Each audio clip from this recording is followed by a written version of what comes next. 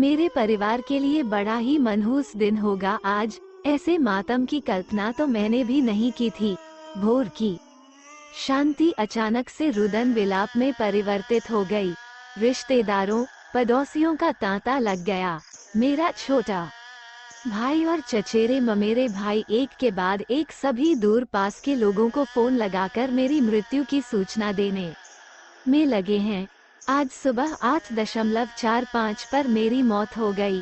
आखिरकार उस भयंकर शारीरिक पीड़ा से छुटकारा मिल ही गया। मैं अपना शरीर त्याग कर ठीक हूँ, बहुत ही बेहतर स्थिति में। मेरी आत्मा और मेरा मन सही तालमेल में लग रहे हैं। गजब का हल्कापन महसूस हो रहा है। इतनी खुशी शायद जीवित रहते हुए कभी महसूस नहीं हुई मुझे। गुजरे हुए अभी सिर्फ 1 घंटा ही हुआ है, पर जिस पल मेरी मौत हुई सब कुछ बदल गया। अपनी बीवी व 3 बच्चों को मेरी लाश के सामने बिलखता देख कुछ भी फर्क नहीं पड़ रहा। मेरी पत्नी रो रो कर अधमरी हुए जा रही है, पर उसे देखकर दया भी नहीं आ रही। मैं अपने घर का इकलौता कमाऊ इंसान था। मेरे बिना मेरे बच्चे और सीधी साधी बीवी क्या करेगी, इन सब की चिंता से भी मुक्त महसूस कर रहा हूँ खुद को। मैं इस दृश्य और त्रासदी से बिल्कुल आहत नहीं हूँ। धड़कन बंद होते ही दिल ने अपना काम करना छोड़ दिया। अब तो चाहकर भी दुखी नहीं हो पा रहा, पर सुकून की बात यह है कि सब कुछ देख और समझ पा रहा हूँ। बस महसूस करने वाली इंद्रियां मर गई हैं। जीवित रहते इतनी वेदना सहता था कि हर पल बस यही कामना रहती थी कि अब मरूं। काफी समय से कैंसर की पीड़ा भुगत रहा था। गत 1 वर्ष से शैय्याग्रस्त था। बीमारी के अंतिम पड़ाव पर बदन सूख कर कांटा हो गया था। कीमोथेरेपी से चमड़ी काली पड़ गई। दवाओं की शीशी चढ़ाने के लिए सुइयां घुसा घुसा कर नसें सूख गई। बाल नहीं रहे, मुंह में छाले पड़ गए। 6 महीने से ऊपर बिस्तर पर पड़े हाथ पैर सुन्न हो गए थे।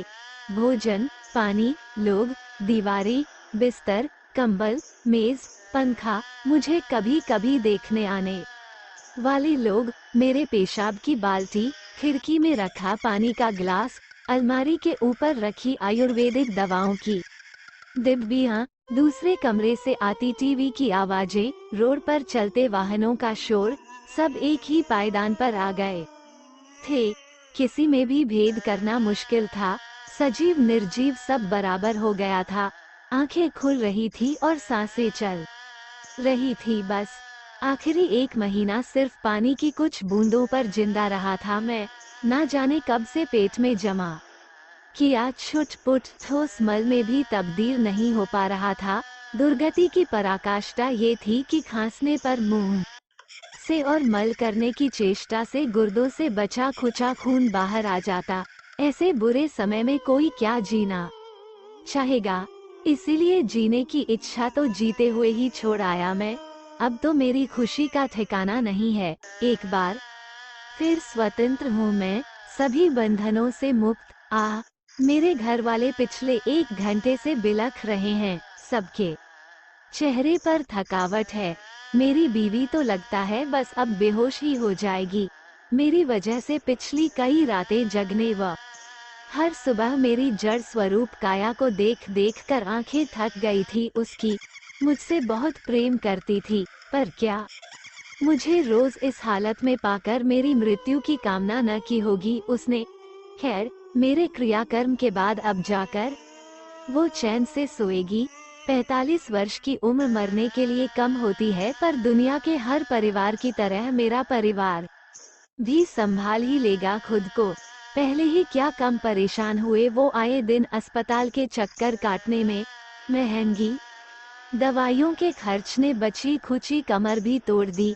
मैं अपनी जमा पूंजी को ऐसे नहीं गंवाना चाहता था। अच्छा हुआ जो समय पर मौत आ गई। मेरा क्रियाकर्म करके वापस लौट रहे हैं सब दोस्त, रिश्तेदार, समाज के लोग अब धीरे धीरे खिसक रहे हैं। बीवी रो रो कर आखिरकार सो गई। दोनों बेटियां फोन में शायद अपने दोस्तों को मेरी मौत की इत्तिला कर रही है। काफी देर से फोन से दूर बैठी थी दोनों, सब्र टूट गया शायद। आखिरकार उठा ही लिया अपना अपना फोन। सबसे छोटा बेटा रसोई में कुछ खाने को ढूंढ रहा है, सुबह से इस रोने पीटने में भूखे पेट बैठा है बेचारा। जो करीबी रिश्तेदार हैं वे भी धीरे धीरे विदा ले रहे हैं। किसी के बच्चों की परीक्षा है तो किसी के ऑफिस में बड़ा काम है इन दिनों। कोई मेरी वजह से पूरे दिन दुकान बंद रखने से हिचकिचा रहा है तो कोई वैसे ही बोर हो रहा है। मातम का माहौल भला किसे पसंद है, जो मर गया उसके जाने। पर समय खराब करके भी क्या मिलेगा।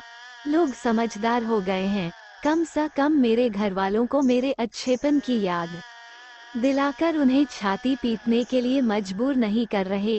वैसे देखा जाए तो उनका खिसक लेना ही ठीक है। दुनियादारी के चक्कर में बेचारे मेरे घर वाले जबरदस्ती आंसू बहाने को मजबूर हैं। आदमी सामाजिक है, कहने को समाज हमें एकता में बांधता है, पर सच्चाई तो ये है कि सामाजिक होने का सही मतलब ही औपचारिकता है। जैसे वे लोग जो एक समाज से जुड़े हैं वे दिल से उतने ही अलग हैं, तभी तो अंदर की भावनाएं कोई समझ नहीं पाता। हर भावना का प्रदर्शन करके दिखाना होता है, नहीं तो गम भी कोई प्रदर्शित करने की चीज है। पचासों लोगों के बीच किसी अपने को खोने के गम में किसी अभिनेता की तरह चीखना चिल्लाना उस पूरी भावना को ही मलिन कर देता है। नाटक सा प्रतीत होता है। वैसे भी शाम हो गई, आज के लिए काफी है इतना। अब बाकी के आंसुओं की किश्त कल भी देनी है। लगातार 12 दिनों तक गम बचा कर रखना है, ताकि सामाजिक संतुष्टि के लिए रोज थोड़ा थोड़ा पानी आंखों से गिराया जा सके। तो हाँ, ये तो बस मन को समझाने के तरीके हैं कि मरे हुए को जलाने के बाद उसकी आत्मा शांत हो जाती है। आत्मा तो उसी के आसपास रहती है जिसे वो बहुत चाहता हो। चलो घर का एक चक्कर लगा लूं। मेरा दराज कितना साफ है। ये सोफा जिस पर ऑफिस से आने के बाद चैन की सांस लेता था मैं। मेरा कुत्ता, इसे भी समझ आ गया है मैं अब नहीं रहा। कल रात से ही मायूस पड़ा है किसी कोने में। मेरी पेन्स का कलेक्शन कितना पसंद था मुझे, तरह तरह की कलमें जमा करना। मेरा चाय का कप, मेरी पसंदीदा शर्ट, मॉर्निंग वॉक वाला पार्क, मेरी शादी का एल्बम और मेरे बेडरूम में पड़ी ये मेरी अब भी चमचमाती मैन ऑफ द मैच की ये ट्रॉफी। मेरे जीवन का सबसे बेहतरीन क्षण था वो। इससे जुड़ा हर एक दृश्य इतना जीवंत है आंखों में कि लगता है जैसे कल की ही बात हो। वैसे मरे हुए को भूलने के लिए 12 दिन तो बहुत होते हैं। संभावना है कि मेरे अपने कुछ महीनों में भूल जाएंगे मुझे, पर मेरा बसेरा यही है, इसी घर में, अपने कमरे के शो केस में रखी इस ट्रॉफी में, तब तक जब तक इसे यहाँ से उठाकर कहीं और न फेंक दिया जाए।